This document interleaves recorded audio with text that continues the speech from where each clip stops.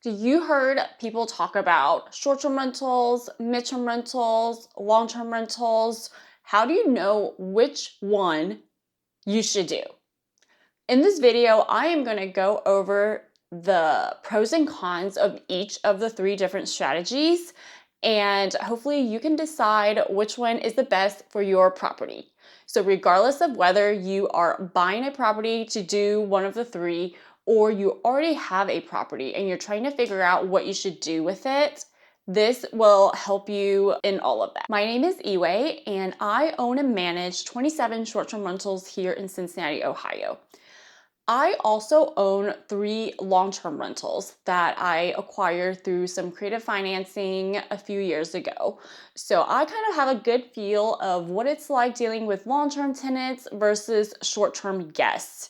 And I also blend in midterm rentals into my short-term rental strategy. So there's no really clear difference between a short-term rental or a midterm rental, except the length of time that this person is staying. A short-term rental is usually defined as anything below 30 days. Some cities may also define it as under 28 days. And short-term rentals are typically shorter term where the guests do not have tenant rights. So this is in the same category as a hotel or a bed and breakfast. So this is people coming to visit. It is people coming on vacation. Maybe they're traveling for business, for work for a couple days, or they just need like a couple weeks in between their housing, and it is very short-term and temporary. Short-term rentals are always furnished because it is compared to a hotel or a bed and breakfast. The biggest pro about short-term rentals is that you can get so much more revenue and cash flow than you would a long-term rental. Because of the shorter nature of the stay, people are paying a lot more because it's furnished or because it has certain amenities it's looking for. For example, if it's in a vacation destination, there are reasons people are going there and they want to stay in that house. Or they may need to be close to the hospital as they're getting surgery or visiting family or going to a wedding. So short-term rentals are a lot more revenue and cash flow than a long-term rental. Another really good thing about a short-term rental is that it keeps the property in really good condition. Like, the wear and tear is not the same as somebody who has lived there for years and years and years, who are using the home, and maybe they have pets. So there's pets and human wear and tear on the home. In a short-term rental, there are people coming in every 2 to 3 weeks, cleaning the house, getting the house in good condition, because the reality is this is a hospitality business and you can't really have a house that is in not good condition rented to guests because of bad reviews and what guests expect when they're staying at a furnished rental. Some people may say that you get parties, you get bad guests that just destroy the place, and all these crazy stories. And yes, there are guests who may do that, but for the most part, if you're vetting the guests well, you will not have these issues, and the home would be in such great condition than if it were a long-term rental for the same amount of time. So for example, if you have this house that is a long-term rental for 3 years versus a short-term rental for 3 years, you'll find that the wear and tear on that property is just so much less in a short-term rental than a long-term rental. I found that for all of my properties. There are definitely a lot of negatives to a short-term rental that I think you should know going in eyes wide open. The first one is inconsistent revenue. So with a long-term rental, you know you're getting rent every single month. You're getting it for at least 12 months because that is the length of the lease. And after the lease is up, maybe they want to extend on a month to month and they end up staying like 5 years. In a short-term rental, there is seasonality in every location. So sometimes you are not going to get reservations in a month potentially. So for example, in Cincinnati, the winter months are very slow. like January through March, the reservation revenue is just so low at that time. Whereas the summer months, like May to August, is super high because lots of people are coming into the area. So being able to stomach that fluctuation in revenue is going to be really important as part of short-term rentals. It is the nature of short-term rentals. It takes that fluctuation and the seasons. The thing about the revenue is that even though it fluctuates, the overall total revenue is still going to be a lot higher than if you did a long-term rentals, even minus all the expenses that come with a short-term rental. The second biggest negative about a short-term rental is going to be the regulations. Not every city, government, municipality, township, county is going to welcome short-term rentals with open arms. Some places are just not going to like it. And that is one of the biggest risks of a short-term rental. So I really recommend you looking into the regulation for that area before you ever decide to buy a property or convert your current property into a short-term rental, because you never know what the regulations are. I would look for anything related to any stays less than 30 days and also any restrictions on the number of leases or people who can go into the property. So there's been some creative ways different governments have been restricting short-term rentals. And the thing with regulation is that it can always change. So sometimes it may be allowed. For example, in Dallas, it was allowed and now it's banned, and now there's this lawsuit over it. So please be very cautious about the area you are investing a short-term rental in. I would recommend that you find a place where the regulation is clearly laid out from the beginning. Because if you're going to an area where there's no regulation, they may decide to regulate and just completely ban it. So now you have this house you can't do short-term rentals with, which is what you initially wanted to do. So understand that regulations is a huge part of short-term rentals, and it will make or break your property. The third thing to know about the short-term rental business is that it is a very active business. It is not passive at all. You are the host, you are running a hospitality business, you are treating the guests. It is customer service all the time.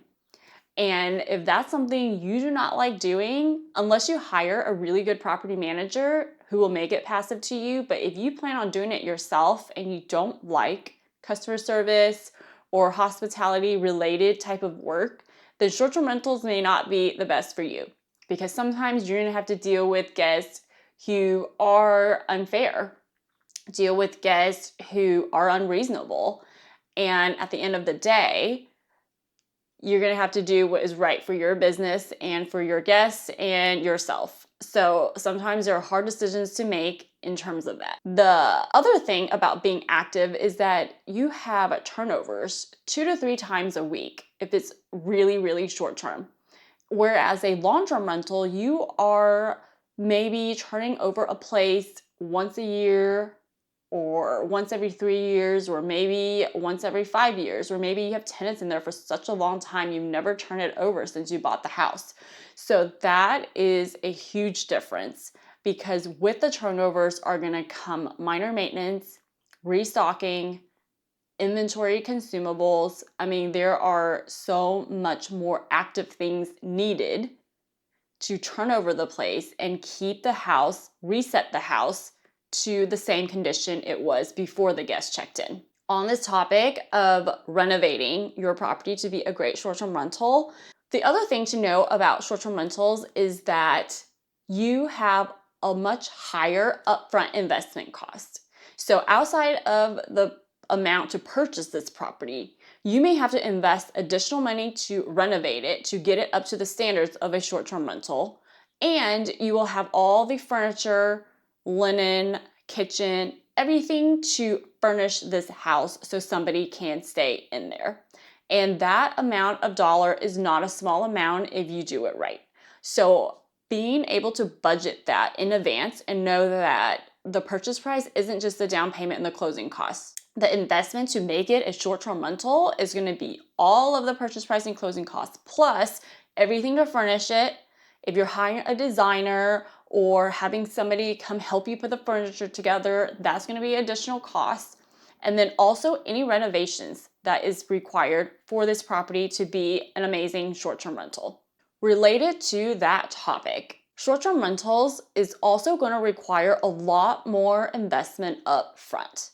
Meaning a house may need to be renovated. It may need to be updated, whereas it might be okay for a long-term rental to have a 1950s pink bathroom and the tenants would be okay with it. But with a short-term rental, it is going to be very hard to rent out unless it's very themed for that specific type of decade.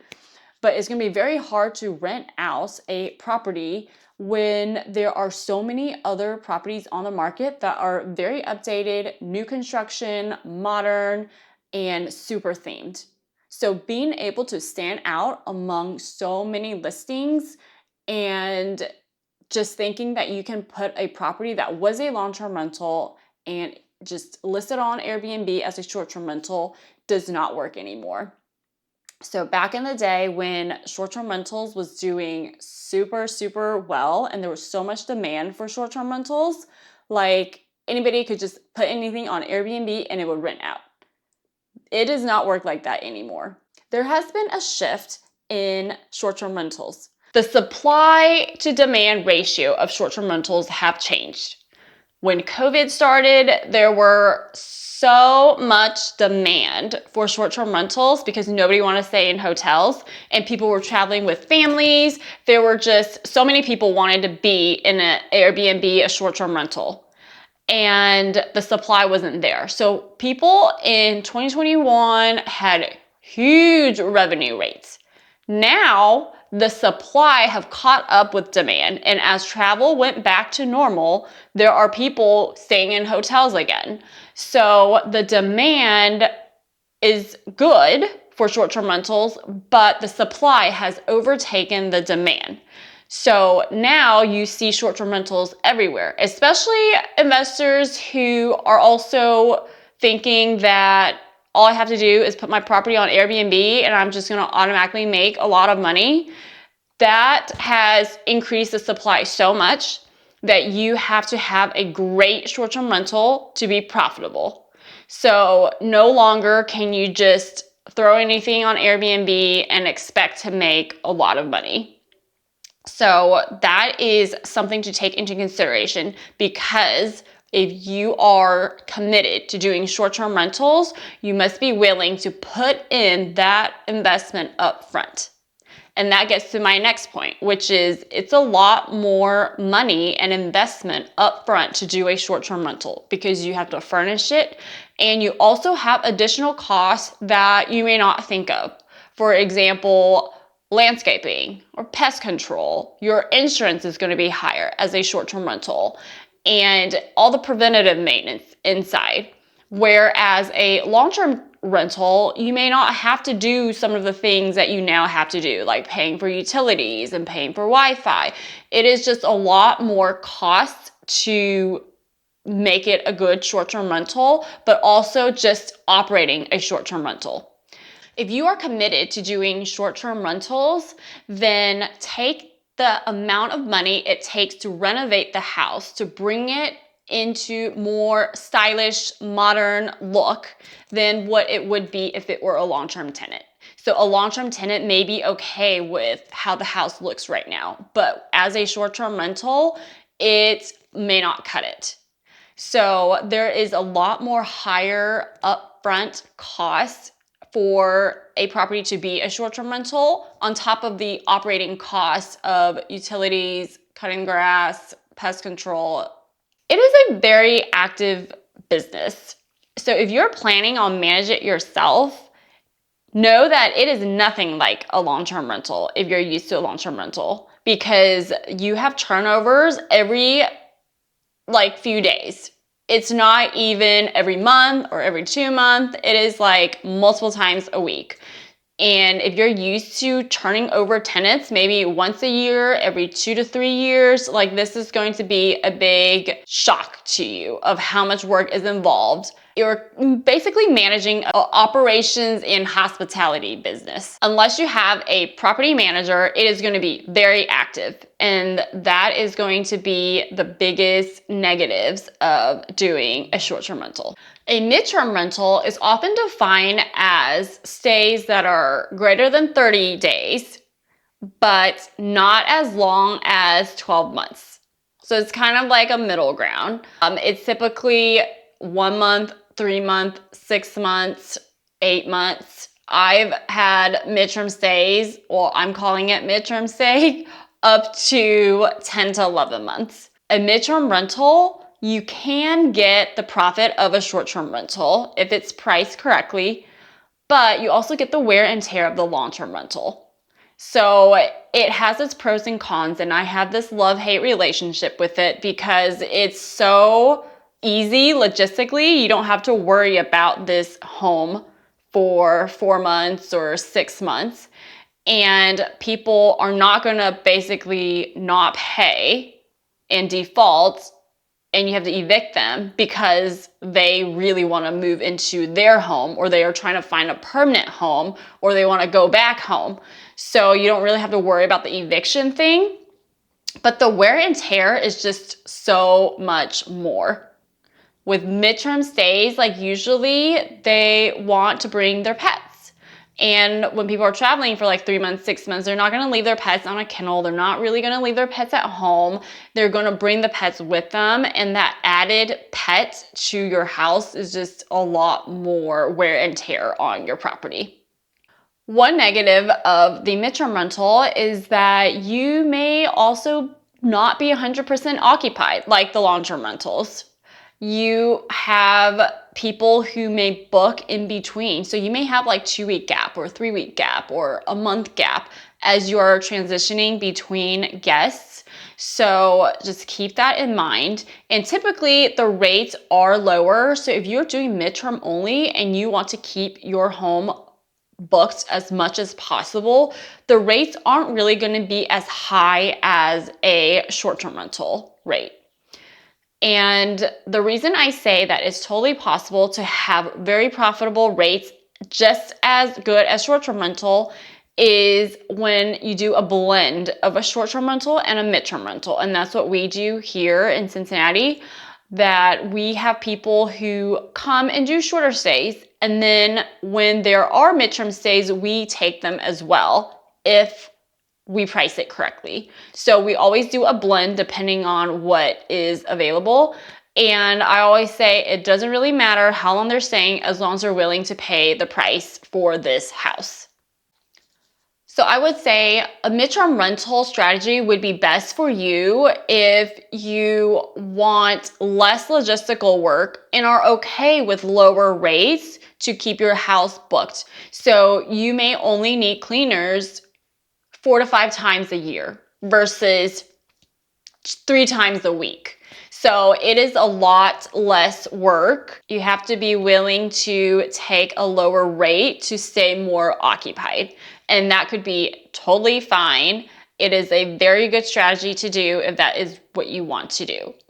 I also would mention that you don't want to depend only on insurance claims, because nothing is guaranteed that you're going to get an insurance claim.